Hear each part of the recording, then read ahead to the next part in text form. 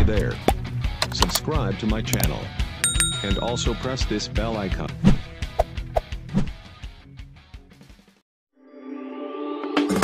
I'm in California where it never rains.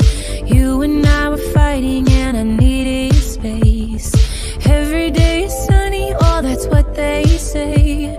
Since I landed here it's raining every day. You and I are stormy too. Wonder if I'm good for you. Are we ignoring the truth? You like to pull me apart. Do you love me? Do you not? Either way you had me from the start.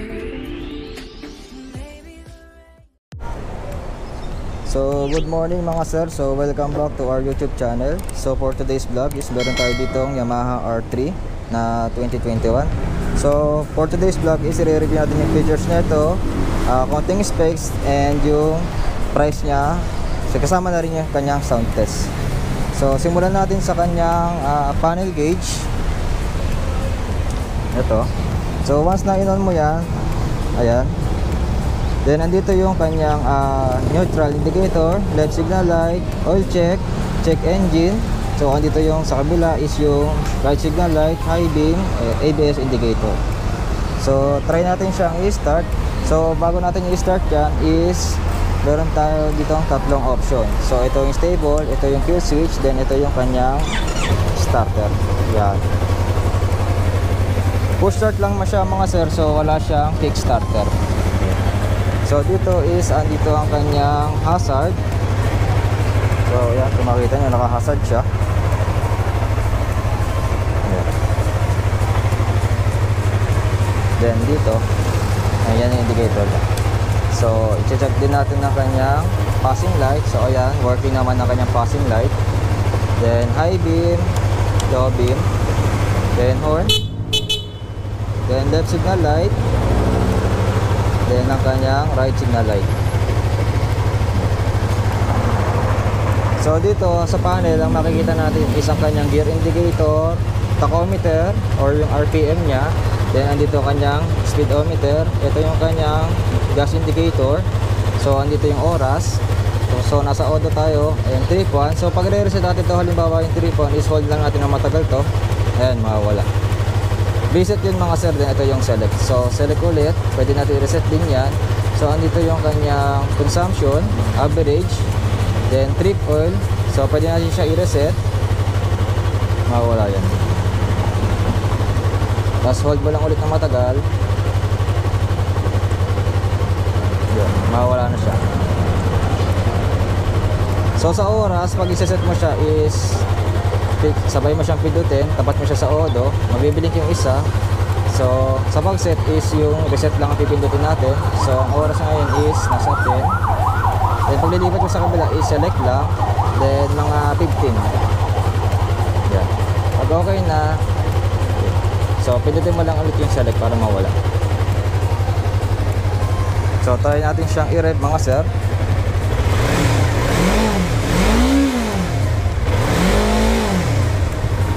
So yung panel niya is same ng R15.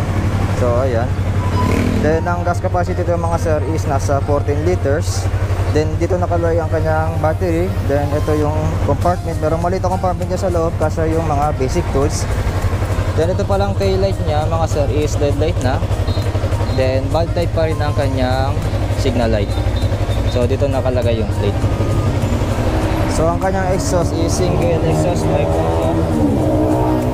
Same pipe ng R6 at ng R1. So ka-style nito. Then ito is naka-racing pedal na siya. Ayan. Ito yung kanyang rear brake pedal. Then LED light na rin ang kanyang headlight. Ayan mga sir. So ito yung low beam, dito yung high beam. So try natin yung passing light. Ayan. Then ito, mapapansin nyo may butas dito. Is ito yung para sa engine, dagdag pasok ng hangin. So ito is naka telescopic inverted telescopic port na siya. Yan. So pwede siyang i-adjust konti, kaya lang konting-konti na lang kasi pwede siyang tumama sa panel yung kanyang handle. So ito is equipped with ABS, single disc brake sa harap, dual piston caliper, Then 17-inch rim. So ang size ng tire niya sa harap is 110 by 70 by 17. Tubeless tire. So ang tatak ng tire niya is Dunlop. So same ng likod. Dunlop din ang size ng brand ng tire niya, tubeless. So ang size nito mga sir is 140 by 70 by 70. So rear piston caliper, ayan. Then dito nakalagay yung kanyang brake fluid sa likod. So dito naman yung sa harap. Yung clutch niya medyo malambot. Medyo lang mga sir. May konting tigas pa rin siya. So ito mga sir, yung kanyang side mirror is pwede mo ba siyang itupi kung gusto mo nang mabilis. Ayan. Then ang engine pala nito mga sir is 2-cylinder, liquid cooled, DOHC, wet sump, 6-speed. Yung mga basic na specs sa engine nya. Then sa engine nito mga sir is 1.8 liter yung kanyang oil capacity. So meron na rin siyang oil filter. Kung mapapansin nyo, ando sa may gitna yung mga sir.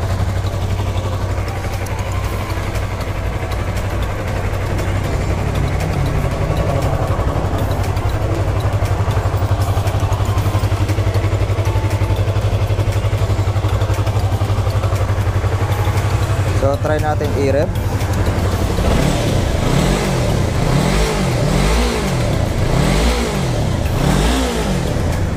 So yun ang tunog ng 2-cylinder ng Yamaha.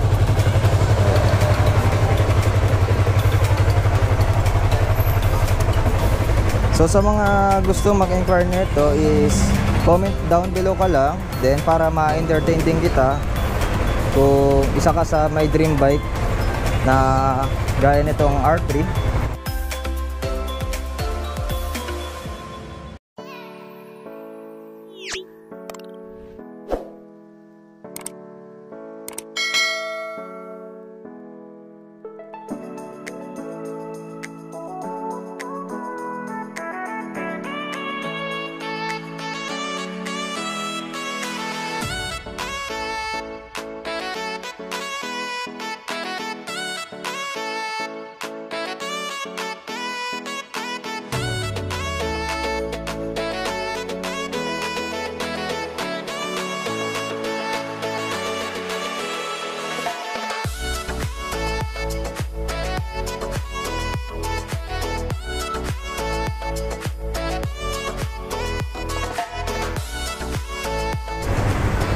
So yun lang mga sir.